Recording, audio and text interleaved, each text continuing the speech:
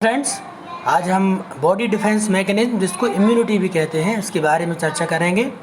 सबसे पहले ये जानेंगे कि इम्यूनिटी क्या होती है, ऑटो इम्यूनिटी क्या होती है, इन्नेट इम्यूनिटी क्या होती है, एक्टिव इम्यूनिटी क्या होती है और पैसिव इम्यूनिटी क्या होती है। ठीक है, तो सबसे पहला ऑब्जेक्टिव है हमारा इम्यूनिटी की डेफिनेशन। तो यदि इम्यूनिटी की डेफिनेशन की बात करें तो बॉडी का अपने शरीर की रक्षा के लिए कीटाणुओं से लड़ना, तो defence the body from the germs is called immunity. और ये एक्टिव और पैसिव, और इसके साथ इन्नेट और एक्वायर्ड। जो जन्मजात रहती है उसको इन्नेट, और जो जन्म के बाद किसी और दूसरी जगह से ली जाती है उसको एक्वायर्ड इम्यूनिटी कहते हैं। तीसरा है explain mechanism of natural and acquired immunity. इसके बाद इन्वेजन बाय माइक्रो ऑर्गेनिज्म। उसके बाद एबनॉर्मल इम्यून रिस्पॉन्स, जिसमें शरीर स्वयं के लिए एंटीबॉडी बनाना शुरू कर देता है, जिसको हम ऑटो इम्यून डिसऑर्डर भी कहते हैं। और उसके बाद डिस्कस करेंगे process related to immune system. Let's start. Immunity. The term immunity is the body specific protective response to an invading foreign agent. Human body has the ability to resist almost all type of organism और toxin.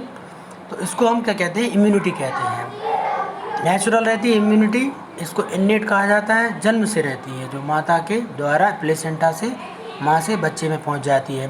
और दूसरी adaptive या acquired immunity रहती है, जो कि जन्म के बाद हम बाहर से अर्जित करते हैं।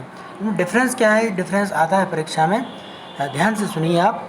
नेचुरल इम्यूनिटी नॉन स्पेसिफिक रहती है, यानी बॉडी का एक डिफेंस सिस्टम है जो हमेशा हर वक्त जन्म से लेकर मृत्यु तक ये मौजूद रहता है। नेचुरल इम्यूनिटी, इसमें हर प्रकार के जर्म से फाइट करने की शक्ति रहती है। एक एक्वायर्ड इम्यूनिटी कैसी रहती है, स्पेसिफिक इम्यूनिटी रहती है, और ये विशेष प्रकार की परिस्थिति में ही काम करती है, जन्म के बाद ये विकसित होती है। Natural immunity response to foreign invader are very similar from one encounter to the next, यानी हर बार जब भी इन्फेक्शन होगा ये हमेशा एक सा बिहेव करेगी, एक सा रिस्पॉन्स देगी। जबकि एक्वायर्ड इम्यूनिटी में क्या होता है, पहली बार में तो कम इंटेंसिटी रहती है, लेकिन ये इंटेंसिटी लगातार जब रिपीटेड एक्सपोजर होता है तो ये लगातार इम्यूनिटी बढ़ती जाती है और उसका बड़ा असर भी देखने को मिलता है। नेचुरल इम्यूनिटी डिटेल में हम पढ़ेंगे। The basis of natural defence mechanism is the ability to distinguish between friend and non friend, self और नॉन सेल्फ। इसको पहचानना जरूरी रहता है।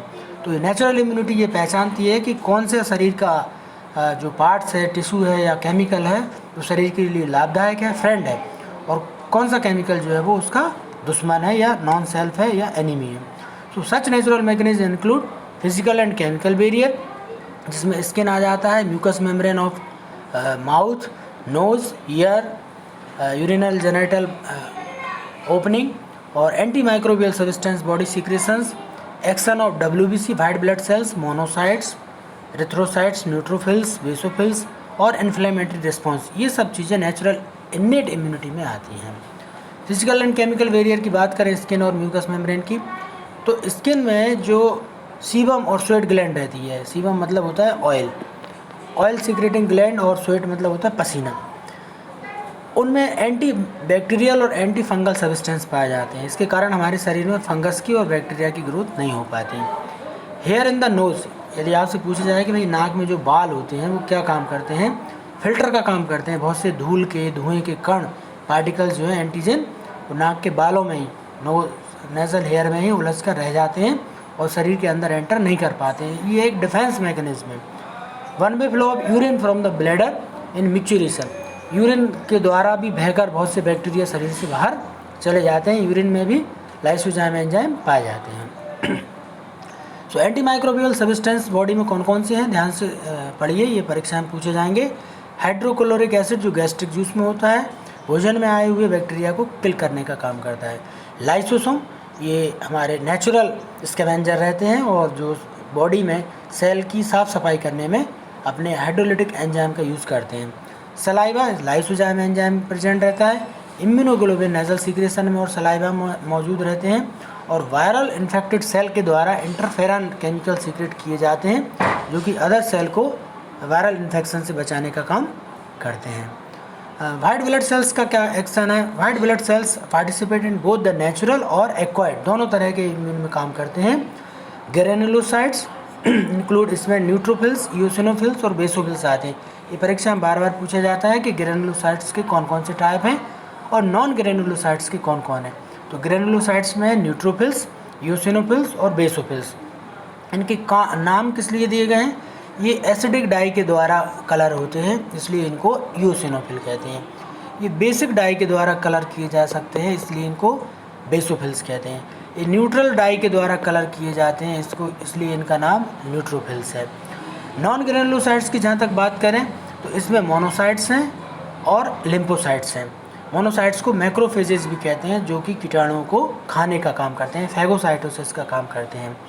लिम्फोसाइट्स में 2 लिम्फोसाइट्स हैं, एक बी लिम्फोसाइट्स जो बोन मैरो से रिलेटेड है, टी लिम्फोसाइट जो थाइमस ग्लैंड से रिलेटेड है, और B lymphocytes related with humoral immunity, T lymphocyte related with cell mediate immunity.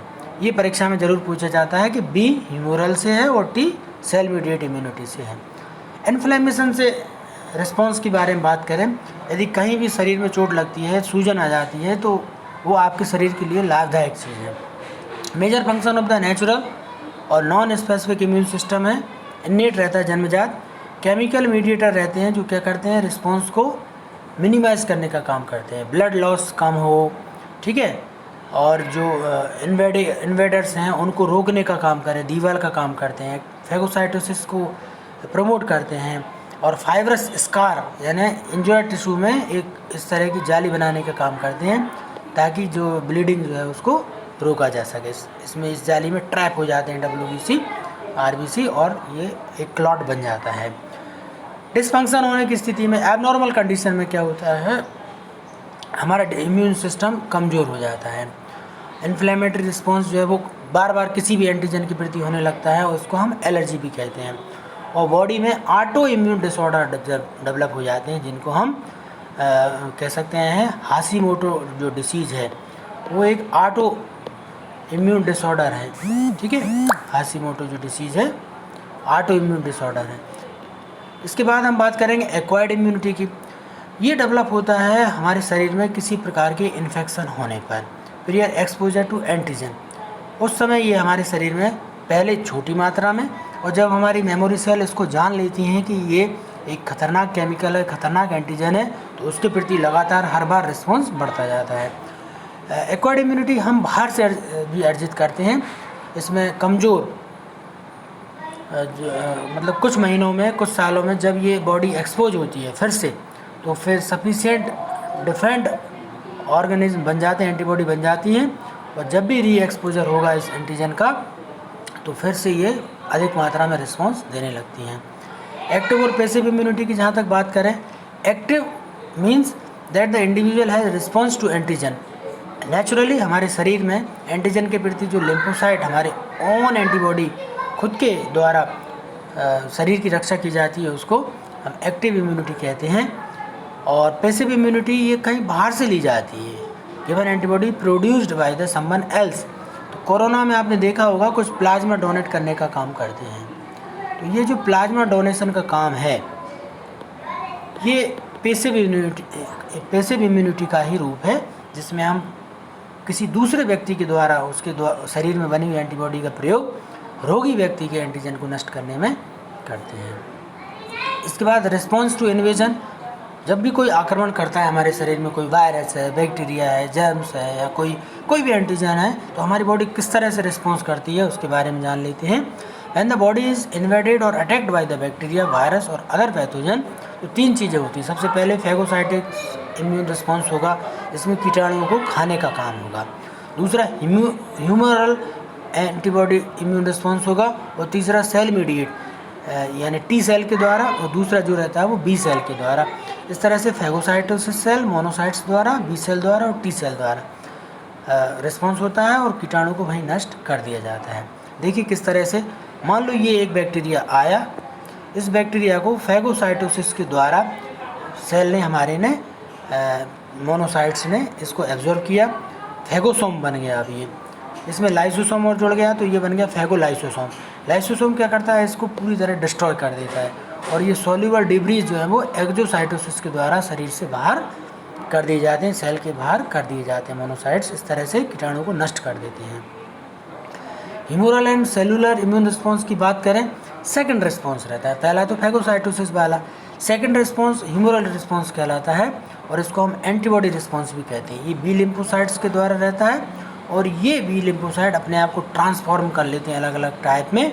कुछ बन जाते हैं बी लिम्फोसाइट जो मेमोरी लिम्फोसाइट है या किलर लिम्फोसाइट है। थर्ड मैकेनिज्म जो रहती है डिफेंस की वो सेलुलर लेवल पर रहती है और ये टी लिम्फोसाइट्स के द्वारा होता है।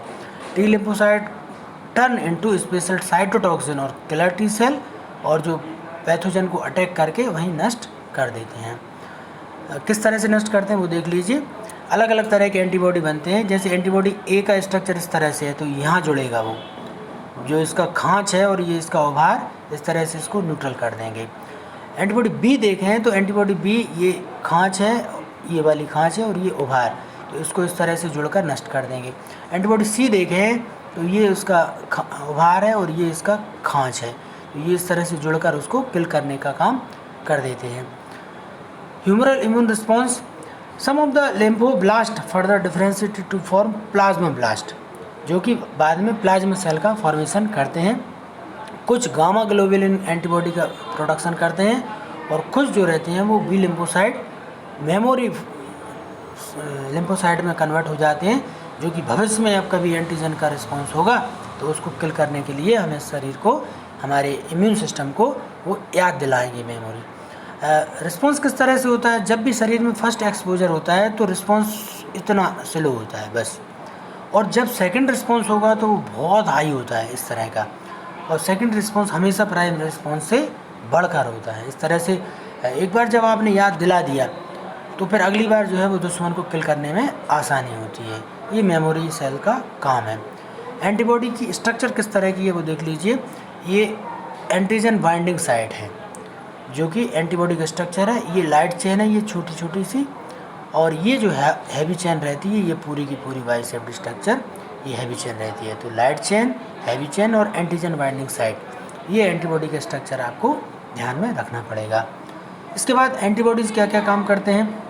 Antibodies can inactivate the invading agent, जो भी शरीर में कोई भी जर्म्स एंटर करेगा उसको इनएक्टिवेट करने का काम एंटीबॉडी करते हैं। वो अपनी विशेष प्रकार की स्ट्रक्चर के द्वारा इस तरह से, ठीक है, या इस तरह से ये उसको खांच में फंसा लेते हैं और उसको किल करने का काम करते हैं। तो ये जो उनकी खांच रहती है इसमें एंटीजन की जो उभार है वो फंस जाते हैं जैसे ताले और चाबी में, और उसको वहीं पर इनएक्टिवेट कर दिया जाता है। तो 4 चीज़ें हैं। सबसे पहला है एग्लूटिनेशन, दूसरा प्रेसिपिटेशन, तीसरा न्यूट्रलाइजेशन और चौथा लाइसिस। या तो उसको एग्लूटेट कर देंगे, लार्ज पार्टिकल में कन्वर्ट कर देंगे ताकि वो एंटीजन सरफेस पर आप काम ना कर सके, या उसको प्रेसिपिटेट कर देंगे, जैसे दूध से दही बन जाता है ना, दूध फट जाता है, इसी तरह से ये क्या करते हैं, उसको सोल्यूबल एंटीजन को इनसोल्यूबल में कन्वर्ट कर देते हैं। ये जो सोल्यूबल था उसको इनसोल्यूबल में, तो वो एकदम पूरा का पूरा पैसिव हो जाता है। उसको न्यूट्रलाइज भी कर देते हैं साथ में, एंटीजन टॉक्सिन के साथ मिलकर एजेंट को न्यूट्रलाइज कर देंगे। और चौथा रहता है लाइसिस। लाइसिस का मतलब होता है फट जाना, फूल कर फट जाना, उसको टुकड़े टुकड़े कर देना। डायरेक्ट अटैक करके एंटीबॉडी और सेलुलर एजेंट को वहीं के वहीं पूरा का पूरा रप्चर कर देते हैं, बस्ट कर देते हैं, तो पूरा मटेरियल उसका बाहर हो जाता है। तो एग्लूटिनेशन, प्रेसिपिटेशन, न्यूट्रलाइजेशन और लाइसिस, ये 4 चीज़ें एंटीबॉडी की हैं। टाइप्स ऑफ एंटी इम्यूनोग्लोबिन हम कल पढ़ाएंगे। Thank you.